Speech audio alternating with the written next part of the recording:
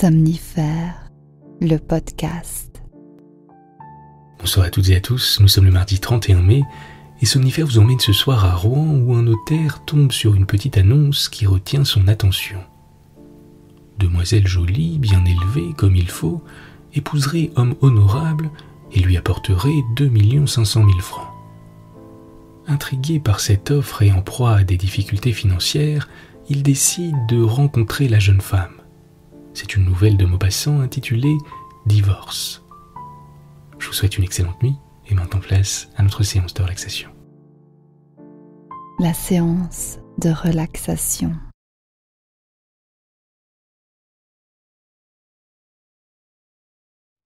Mettez-vous à l'aise et si ce n'est déjà fait, fermez les yeux.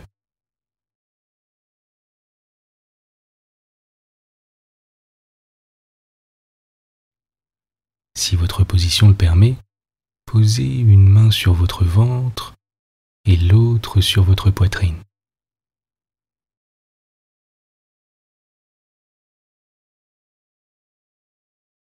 Et dans un premier temps, respirez simplement à votre rythme, naturellement, sans effort.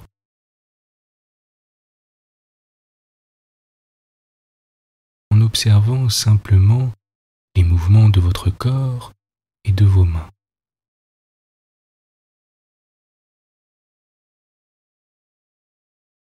À l'inspire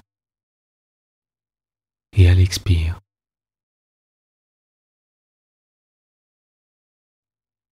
Alors qu'elles montent et qu'elles descendent.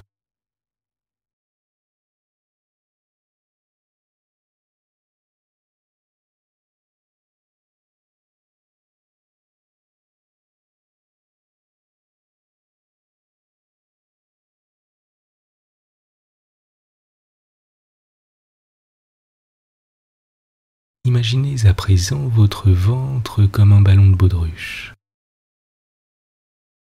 Gonflez ce ballon un maximum à l'inspire et laissez-le se dégonfler complètement à l'expire.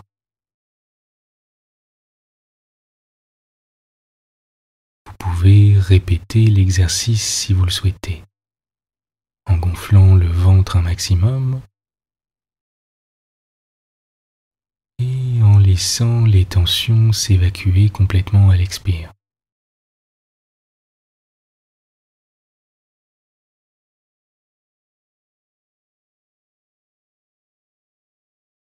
Continuez de respirer par le ventre, à votre rythme. Tranquillement.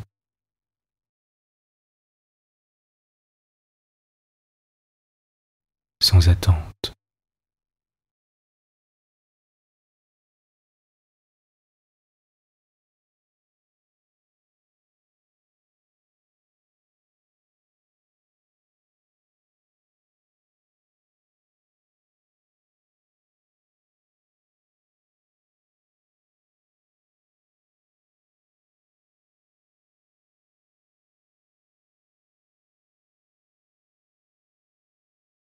Observez à présent plus en détail le contact de votre main avec votre ventre. La chaleur qui s'en dégage.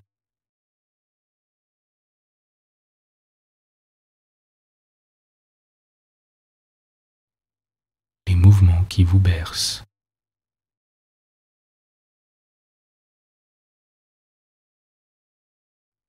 Votre ventre qui monte et qui descend.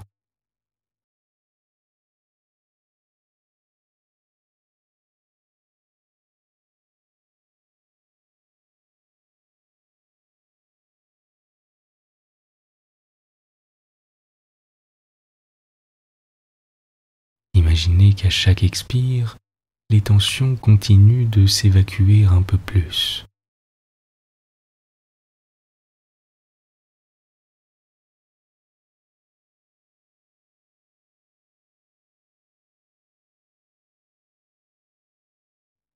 Et qu'à chaque inspire, Votre corps devient plus léger et plus serein.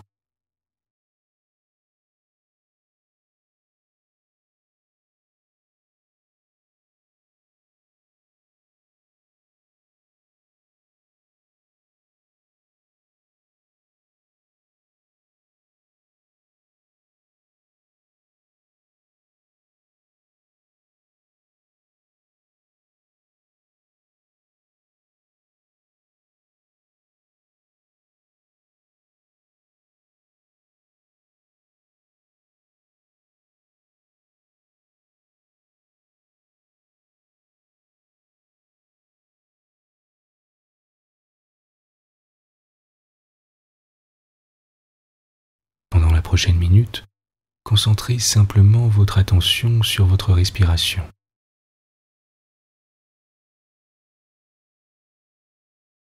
Et laissez les pensées défiler si elles viennent à vous.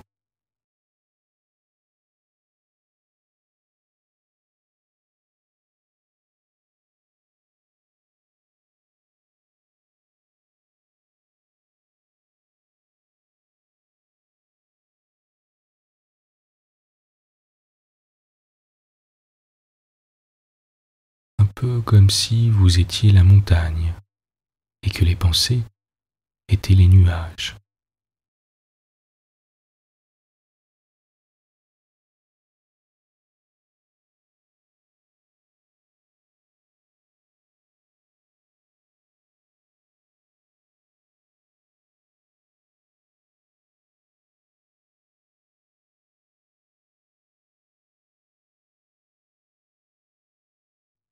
Sans effort, sans attente.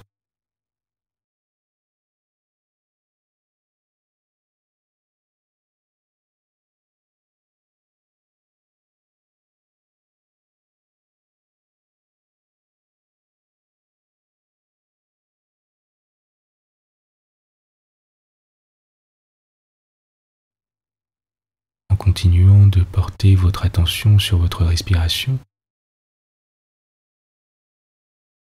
et sur l'air qui entre et sort de vos narines.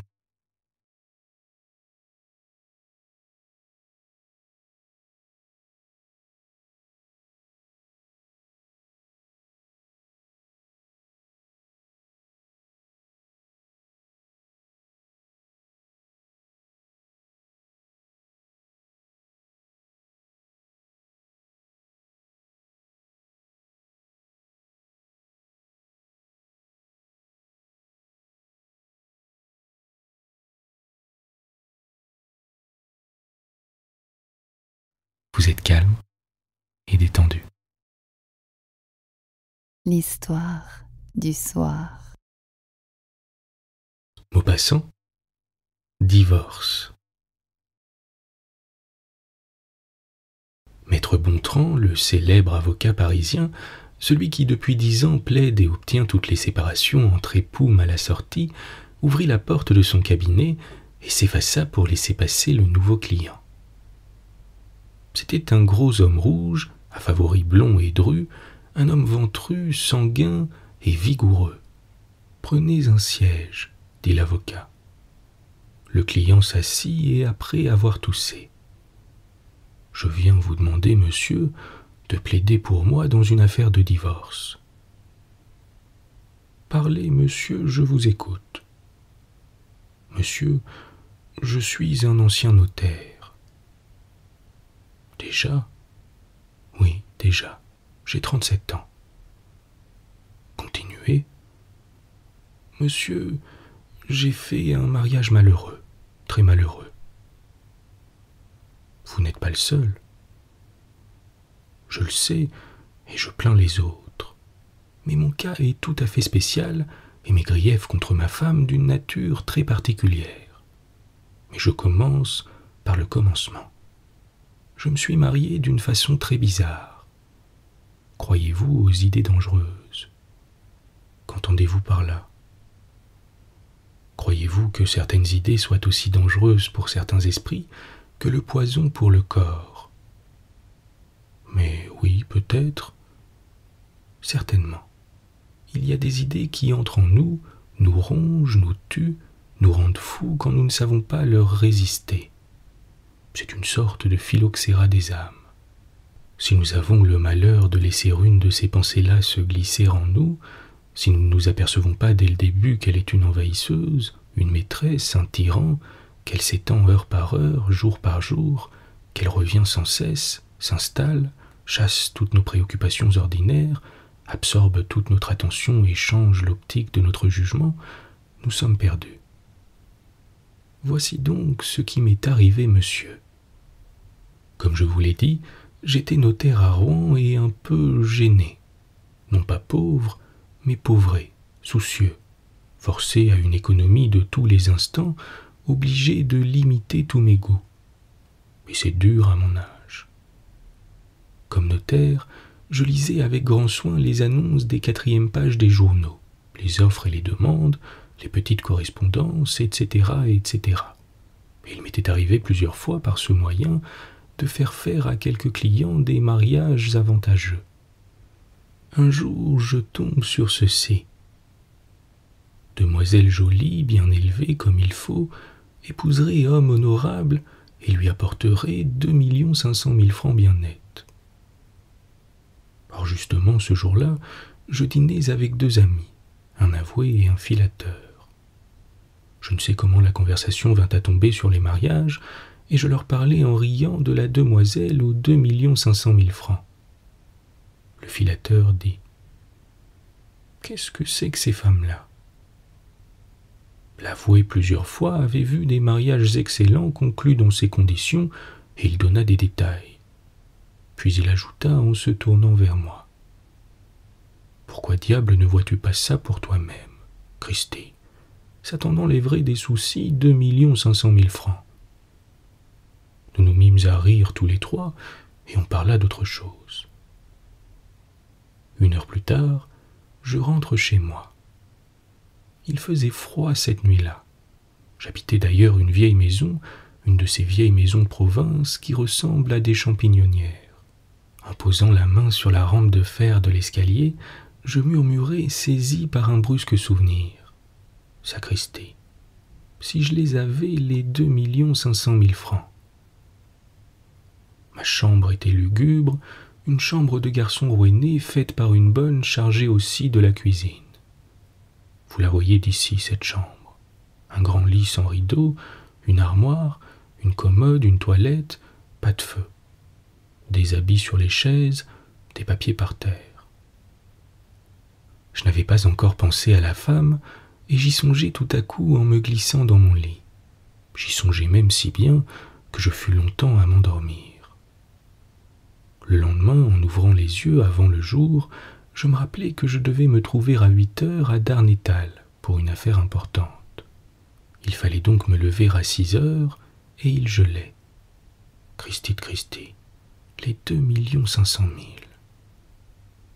Je revins à mon étude vers 10 heures. Il y avait là-dedans une odeur de poils rougis, de vieux papiers, l'odeur des papiers de procédure avancée. Rien ne put comme ça. Je déjeunai comme tous les jours d'une côtelette brûlée et d'un morceau de fromage. Puis je me remis au travail. C'est alors que je pensai très sérieusement pour la première fois à la demoiselle aux 2 500 000. Qui était-ce? Pourquoi ne pas écrire? Pourquoi ne pas savoir? Enfin, monsieur, j'abrège. Pendant 15 jours, cette idée me hanta, m'obséda, me tortura. Tous mes ennuis, toutes les petites misères dont je souffrais sans cesse, sans les noter jusque-là, presque sans m'en apercevoir, me piquaient à présent comme des coups d'aiguille, et chacune de ces petites souffrances me faisait songer aussitôt à la demoiselle aux 2 500 000 francs. Je finis par imaginer toute son histoire. Quand on désire une chose, monsieur, on se la figure telle qu'on l'espère. Certes, il n'était pas très naturel qu'une jeune fille de bonne famille, dotée d'une façon aussi convenable, cherchât un mari par la voie des journaux. Cependant, il se pouvait faire que cette fille fût honorable et malheureuse. D'abord, cette fortune de 2 500 000 francs ne m'avait pas ébloui comme une chose féerique. Nous sommes habitués, nous autres qui lisons toutes les offres de cette nature, à des propositions de mariage accompagnées de 6, 8, 10 ou même 12 millions. Le chiffre de 12 millions est même assez commun. Il plaît. Je sais bien que nous ne croyons guère à la réalité de ces promesses. Elles nous font cependant entrer dans l'esprit ces nombres fantastiques, rendent vraisemblables jusqu'à un certain point pour notre crédulité inattentive les sommes prodigieuses qu'ils représentent et nous disposent à considérer une dot de 2 500 000 francs comme très possible, très morale. Donc une jeune fille, enfant naturel d'un parvenu et d'une femme de chambre, ayant hérité brusquement de son père, avait appris du même coup la tâche de sa naissance. Et pour ne pas avoir à la dévoiler à quelque homme qui l'aurait aimée, faisait appel aux inconnus par un moyen usité qui comportait en lui-même une sorte d'aveu de tare originel. Ma supposition était stupide, je m'y attachai cependant. Nous autres notaires, nous ne devrions jamais lire des romans, et j'en ai lu, monsieur. Donc j'écrivis, comme notaire, au nom d'un client, et j'attendis. 5 jours plus tard, vers 3 heures de l'après-midi, j'étais en train de travailler dans mon cabinet quand le maître clerc m'annonça. « Mademoiselle Chantefrise. » Faites entrer. Alors apparut une femme d'environ 30 ans, un peu forte, brune, l'air embarrassé. « Asseyez-vous, mademoiselle. » Elle s'assit et murmura. « C'est moi, monsieur. Mais, mademoiselle, je n'ai pas l'honneur de vous connaître. La personne à qui vous avez écrit. Pour un mariage? Oui, monsieur. Je suis venu moi-même parce qu'on fait mieux les choses en personne. Je suis de votre avis, mademoiselle. Donc vous désirez vous marier? Oui, monsieur. Vous avez de la famille? Elle hésita, baissa les yeux et balbutia. Non, monsieur. Ma mère et mon père sont morts. Je tressaillis. Donc j'avais deviné juste. Et une vive sympathie s'éveilla brusquement dans mon cœur pour cette pauvre créature. Je n'insistai pas pour ménager sa sensibilité. Et je repris. Votre fortune est bien nette. Elle répondit cette fois sans hésiter. Oui, monsieur. Je la regardai avec grande attention, et vraiment, elle ne me déplaisait pas bien qu'un peu mûre, plus mûre que je n'avais pensé. C'était une belle personne, une forte personne, une maîtresse femme. Et l'idée me vint de lui jouer une jolie petite comédie de sentiments, de devenir amoureux d'elle, de supplanter mon client imaginaire quand je me serais assuré que la dot n'était pas illusoire. Je lui parlai de ce client que je dépeignis comme un homme triste, très honorable, un peu malade. Elle dit vivement. « Oh, monsieur, j'aime les gens bien portants. » Vous le verrez d'ailleurs, mademoiselle, mais pas avant 3 ou 4 jours, car il est parti hier pour l'Angleterre. « Oh, que c'est ennuyeux, dit-elle. Êtes-vous pressé de retourner chez vous? » Pas du tout, répondit-elle. Eh bien, restez ici, je m'efforcerai de vous faire passer le temps. Vous êtes trop aimable, monsieur. Eh bien, mademoiselle, voulez-vous permettre à votre futur notaire de vous offrir à dîner ce soir? Elle parut hésiter, inquiète, indécise, puis elle se décida. Oui, monsieur. Je vous prendrai chez vous à 7 heures. Oui, monsieur. Alors, à ce soir, mademoiselle. Oui, monsieur. Et je la reconduisis jusqu'à ma porte. À 7 heures, j'étais chez elle. Elle avait fait des frais de toilette pour moi et me reçut d'une façon très coquette. Je l'emmenai dîner dans un restaurant où j'étais connu et je commandai un menu troublant. 1 heure plus tard, nous étions très amis, et elle me contait son histoire. Fille d'une grande dame séduite par un gentilhomme, Elle avait été élevée chez des paysans. Elle était riche à présent, ayant hérité de grosses sommes de son père et de sa mère, dont elle ne dirait jamais les noms. Il était inutile de les lui demander, inutile de la supplier, elle ne les dirait pas. Comme je tenais peu à les savoir, je l'interrogeai sur sa fortune. Elle en parla aussitôt en femme pratique, sûre d'elle, sûre des chiffres, des titres, des revenus, des intérêts et des placements. Sa compétence en cette matière me donna aussitôt une grande confiance en elle, et je devins galant, avec réserve cependant, mais je lui montrai clairement que j'avais du goût pour elle. Elle m'arrivauda, non sans grâce. Je lui offris du champagne et j'en bus, ce qui me troubla les idées. Je sentis alors clairement que j'allais devenir entreprenant, et j'eus peur, peur de moi, peur d'elle, peur qu'elle ne fût aussi un peu émue et qu'elle ne succombât. Pour me calmer, je recommençai à lui parler de sa dot, qu'il faudrait établir d'une façon précise, car mon client était homme d'affaires. Elle répondit avec gaieté. « J'ai apporté toutes les preuves. » Cela me sauvait de toutes les façons. Je payai l'addition, et nous voici rentrés chez elle. Elle avait en effet apporté tous ses titres. Je ne pouvais douter, je les tenais, je les palpais, je les lisais. Cela me mit une telle joie au cœur que je fus pris aussitôt d'un violent désir de l'embrasser. Je m'entends d'un désir chaste, d'un désir d'homme content.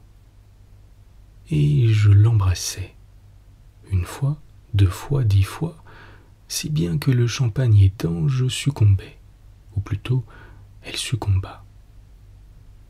Ah monsieur, j'en fis une tête après cela, et elle donc.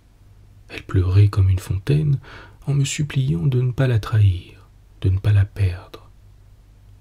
Je promis tout ce qu'elle voulut, et je m'en allai dans un état d'esprit épouvantable. Que faire? J'avais abusé de ma cliente. Cela n'eût été rien si j'avais eu un client pour elle, mais je n'en avais pas. C'était moi le client naïf, le client trompé, trompé par lui-même. Quelle situation! Je pouvais la lâcher, c'est vrai, mais la dot, la belle dot, la bonne dot, palpable, sûre. Et puis, avais-je le droit de la lâcher, la pauvre fille, après l'avoir ainsi surprise? Je passai une nuit terrible d'indécision, torturé de remords, ravagé de crainte, ballotté par tous les scrupules. Mais au matin, ma raison s'éclaircit. Je m'habillai avec recherche et je me présentai comme 11 heures sonnaient à l'hôtel qu'elle habitait. En me voyant, elle rougit jusqu'aux yeux. Je lui dis « Mademoiselle, je n'ai plus qu'une chose à faire pour réparer nos torts. Je vous demande votre main. » Elle balbutia. « Je vous la donne. » Je l'épousai. Tout alla bien pendant 6 mois. J'avais cédé mon étude, je vivais en rentier, et vraiment je n'avais pas un reproche, mais pas un seul, à adresser à ma femme. Cependant, je remarquai peu à peu que de temps en temps, elle faisait de longues sorties. Cela arrivait à jour fixe, une semaine le mardi, l'autre semaine le vendredi. Je me crus trompé, je la suivis. C'était un mardi. Elle sortit à pied vers 1 heure, descendit la rue de la République, tourna à droite, prit la rue Grand-Pont jusqu'à la Seine, longea le quai jusqu'au pont de Pierre, traversa l'eau, et à partir de ce moment, elle parut inquiète, se retournant souvent, épiant tous les passants. Comme j'étais costumé en charbonnier, elle ne me reconnut pas. Enfin, elle entra dans la gare de la rive gauche. Je ne doutais plus, son amant allait arriver par le train d'1h45. Je me cachai derrière un camion et j'attendis. Un coup de sifflet, Un flot de voyageurs, elle s'avance, s'élance, et saisit dans ses bras une petite fille de 3 ans qu'une grosse paysanne accompagne, et l'embrasse avec passion. Puis elle se retourne, aperçoit un autre enfant plus jeune, fille ou garçon, porté par une autre campagnarde. Elle se jette dessus, l'étreint avec violence, et s'en va escorter des deux mioches et des deux bonnes vers la longue et sombre et déserte promenade du cours la Reine. Je rentrai effaré, l'esprit en détresse, comprenant et ne comprenant pas, n'osant point deviner. Quand elle revint pour dîner, je me jetai vers elle, hurlant. Quels sont ces enfants? Quels enfants? Ceux que vous attendiez au train de Saint-Sevé. Elle poussa un grand cri et s'évanouit. Quand elle revint à elle, elle me confessa dans un déluge de larmes qu'elle en avait 4. Oui, monsieur. 2 pour le mardi, 2 filles, et 2 pour le vendredi, 2 garçons. Et c'était là quelle honte, c'était là l'origine de sa fortune. Les 4 pères. Elle avait amassé sa dot. Maintenant, monsieur, que me conseillez-vous de faire? L'avocat répondit avec gravité. Reconnaître vos enfants, monsieur. Bonne nuit. Bonne nuit.